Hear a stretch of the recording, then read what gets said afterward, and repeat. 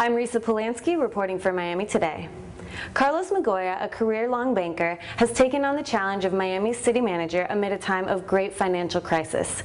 Mr. Migoya is working now first to identify the city's deficit this year, and of course then, to eliminate it. Mr. Migoya joins us for this week's profile. On the reserves, the reserve fund. So therefore, the only way you do that is by doing some one-time sales. And the one-time sales, the way I look at them is you got to look at the value of property based on fair market value versus whatever you're getting in return from a cash flow standpoint.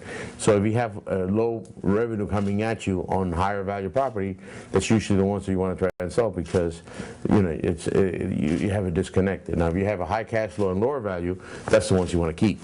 So we're going through the analysis of that. You know, we've talked about parking garages. There's all kinds of different things that we need to look at, and frankly that's another one of the analysis we're doing around the assets as to what are the things that we can sell. My personal hope is that we can sell enough one-time assets that really don't have a big impact to our revenues, our recurring revenues, that we can not only replenish the fund but also have additional money that can help us, such as paying down some of the bonds. For example, I was misquoted. People said that we're looking at selling the James L. Knight Center.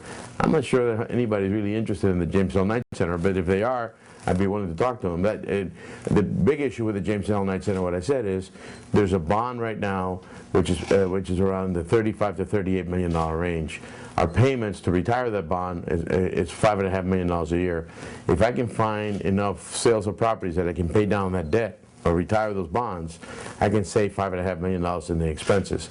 So that's another way to reduce expenses, by paying down some of the debt. So you know, there's a lot of moving parts right now, and not a whole lot of answers. But one thing is for sure, we are creating the urgency around the city to figure out some of these answers. So the first step is by March 25th, we will not only have what the deficit, first of all, we'll have the results for the audit, what the things we need to do for last year's numbers. We will also be able to provide what the financial position of the city for this year is, and what actions we're taking to improve that further, so that we have as little deficit, if at all, by September of this year. And then the next step after that is to establish a negotiation team for the contracts that are coming up. That's equally important. And then as we're doing that, an analysis of all our assets so that we can improve recurring assets or identify one-time sales.